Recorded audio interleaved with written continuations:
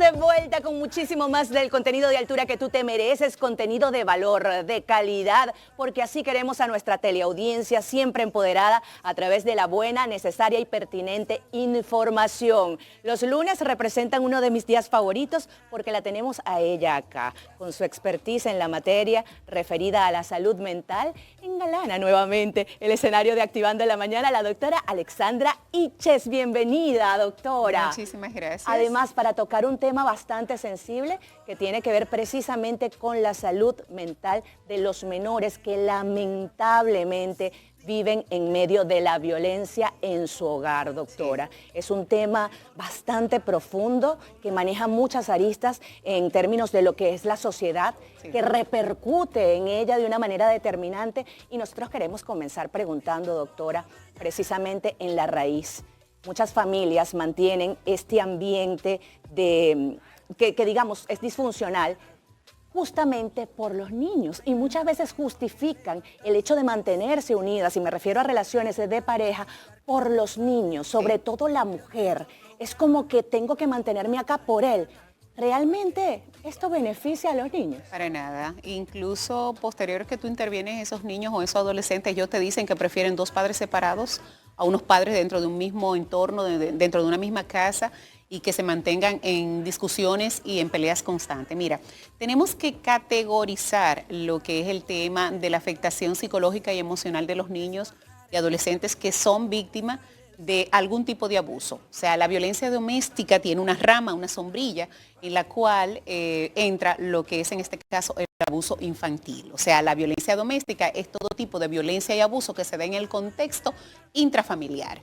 Entonces, los niños, dependiendo de la etapa de la vida en la que empiecen a tener afectación directa con esta condición, o sea, con los abusos o con los maltratos, va a ser la afectación. No es lo mismo un niño que empieza a crecer en un hogar disfuncional donde hay abuso, donde hay violencia, a uno, ejemplo, que llega ya siendo adolescente. Y digo llega siendo adolescente porque hay parejas que se separan y los hijos regularmente se van con la madre. Esa madre tiene un segundo matrimonio, ese segundo matrimonio, sí, la madre ahí es víctima de violencia, entonces el adolescente ya tiene otro tipo de afectación. Esa primera etapa es muy determinante porque fuera de ese argumento que utilizan muchas, vamos a decir, muchas de las parejas, tanto hombre como mujer, de permanecer en un hogar disfuncional por el bienestar de los hijos, no se imaginan el impacto negativo que pueden estarle perpetuando. Incluso hay niños en esos primeros años que empiezan con una conducta de regresión, con una conducta de retraimiento total, empiezan a no evolucionar en aquellas cosas. Yo les voy a hacer a los padres unas preguntas, los que nos están viendo. Hay una entidad que es muy justificada, lamentablemente, que es la eneuresis, que es cuando los niños se orinan en la cama. Pero hay niños que llegan a la adolescencia con este comportamiento y ellos lo único que dicen es que este muchachito pone a beber agua de noche, le tiene miedo a esto. Sin embargo, es una manifestación propia de que el niño emocionalmente está afectado y no debe de dejarse pasar. Cuando estos niños están en la etapa de escolar, empieza los comportamientos no adecuados en el entorno, empiezan las conductas desafiantes o se retraen o empiezan a tener un comportamiento ya agresivo y hostil como un mecanismo de defensa a esos que ellos saben que tienen en su casa.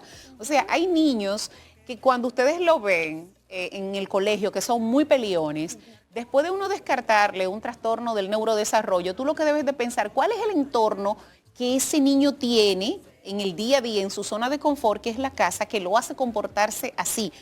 En ocasiones y casi siempre, ellos ni siquiera quieren ser así y dicen, no, porque es que yo tengo que ser así para no dejarme.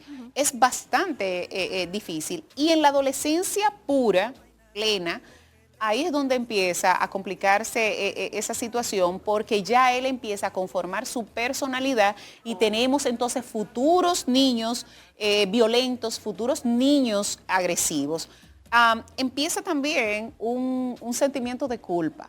Cuando el niño identifica o el adolescente que él forma parte de la dinámica del abuso y que algunos de los padres a veces lo utilizan como un mecanismo o medio de chantaje hacia su otra pareja, el niño se siente muy culposo de él pertenecer a ese círculo. Y tenemos que ser bastante claros con nuestros televidentes, y es que muchas conductas autolesivas que tienen los niños en este periodo y que son víctimas de abuso o de violencia, la tienen como una respuesta a ellos querer no existir porque saben que forman parte del problema. Partiendo de eso que acaba de mencionar, en la semana pasada, el viernes, siendo muy específica, en el programa radial La UCA, la madre de Tamara Martínez, tomando este caso que es tan mediático, ahí ella da unas declaraciones preocupantes, donde ella dice que la hija de esta pareja es tomada para manipular a Tamara. Él toma a la niña en el Family Room y le dice, si no me das esto, me llevo la niña, en presencia de la misma.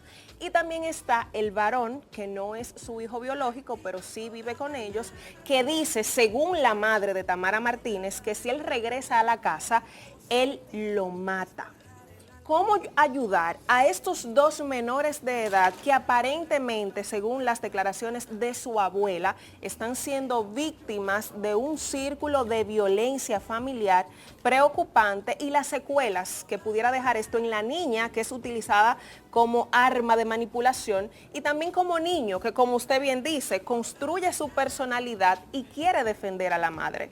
Cabe resaltar que es un caso muy mediático, es un caso que ahora es que van, para bien, positivos o negativos, van a empezar a salir aristas, y que probablemente nosotros no sabemos absolutamente casi nada de lo que realmente puede estar pasando. Lo que sí, hablando de forma general, te puedo decir es que cualquier niño o adolescente que esté viviendo y conviviendo en un círculo o en una estructura de violencia doméstica, de violencia psicológica, de violencia económica, va a estar afectado a corto, mediano y largo plazo. Y aquí los adultos tenemos que tener la responsabilidad suficiente para poder identificar, porque mira qué ocurre. Los niños no son víctimas de uno si nosotros no somos, si los adultos no estamos afectados. Incluso cuando un adulto no ha sido víctima de violencia o no ha tenido esa mala experiencia, les resulta muy cuesta arriba aceptar ciertos patrones, y a los niños también, porque no es su día a día, no es su costumbre, no es su formación. Entonces los adultos no podemos normalizar lo que son las conductas violentas, las conductas agresivas, las sutilezas. ¿Se acuerdan que en uno de nuestros programas dijimos formas sutiles de manifestar, que cuando te llaman es aislándote? Y sin embargo, tiene que quedar algo muy claro. O sea, una relación amorosa de pareja se construye por la voluntad de dos y que tengamos el mismo objetivo. Cuando ese objetivo cambia, aunque sea 1 milímetro, ya la relación no es igualitaria y no vamos a compartir cosas en común, porque quizás yo puedo estar muy interesada en algo y tú no. Y eso desvirtúa totalmente lo que es la génesis, la formación de una relación sana. ¿Por qué? Porque estamos erróneamente acostumbrados a pensar que mientras más me investiga, más me limita, más me coarta, más me quiere, o sea, más me ama. El amor no es la manifestación del control. Y no podemos tampoco entrar en la dinámica de justificar una acción violenta o agresiva de nuestra pareja, asumiendo que nosotros tenemos la culpa y que somos responsables de que él responda así frente a una acción que nosotros tuvimos. Qué fuerte y qué contradictorio. Ahora bien, doctora, planteando el caso exactamente de un niño que viva violencia intrafamiliar en el futuro, ya como un adulto, ¿qué se refleja? ¿Qué puede hacer? ¿Puede actuar de la misma manera violenta con sus hijos o con su pareja? Mira, ese niño queda con afectación permanente que llega a tener dos patrones totalmente antagónicos, contradictorios.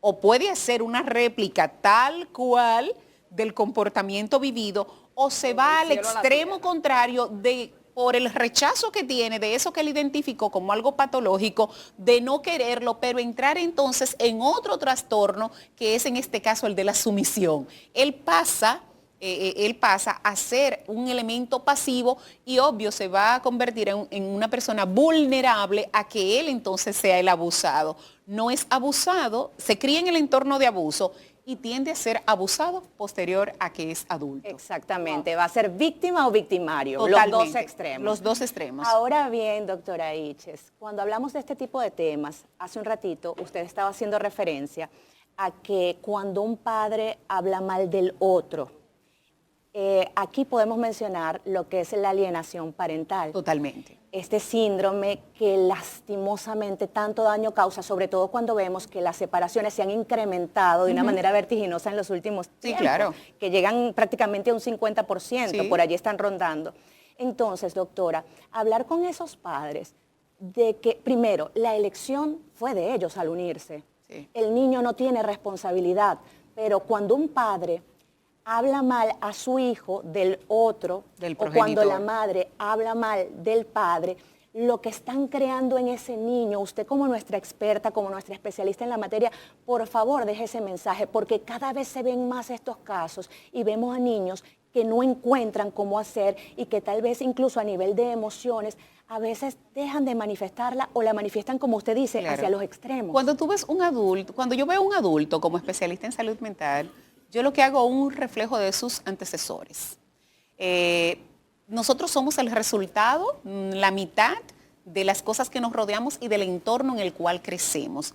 Y realmente, así como tú dices, los adultos se unen con la intención de una relación, pero cuando esa relación, de manera egocéntrica, cuando tú no logras conservar o preservar esa relación en las condiciones que tú entiendes, tú lo que tienes es una reacción de daño hacia tu entorno, sin importar a cuáles personas tú involucras en esto. Muchas veces, esas relaciones que desde su inicio no son sanas, tienen como un efecto colateral cuando hay hijos, decirle cosas que resultan ser inadecuadas, porque yo lo que quiero es buscar una alianza emocional de ese niño como una forma de castigo hacia la otra persona. Sin embargo, esto es tan sui generis que se da que mientras peor le habla a cualquiera de los progenitores, el niño tiene o la niña tiene más inclinación hacia la otra persona, porque una de las cosas que nosotros tenemos que entender es que cuando se dan las separaciones en una pareja y hay niños de por medio, los niños van a crecer, los niños van a tener una edad prudente en donde tú le puedas contar la verdadera y real historia de verdad, si él se interesa de preocuparse de por qué mis padres se separaron. Correcto. Ahora bien, pero no a una edad que no lo puedan entender para todavía. nada, ni hacerlo parte del pleito, porque eso se vuelve una conducta totalmente manipulatoria y te dice que tú como adulta eres realmente la que no tiene salud mental. Eso es así, doctora. Muchísimas gracias por sus palabras tan valiosas y que yo sé que le sirve tanto a la familia dominicana, y más cuando hay casos que se vuelven virales, que ahí como que uno toma más conciencia de lo que está pasando en la familia, y más con este tema tan delicado de la violencia intrafamiliar. Gracias.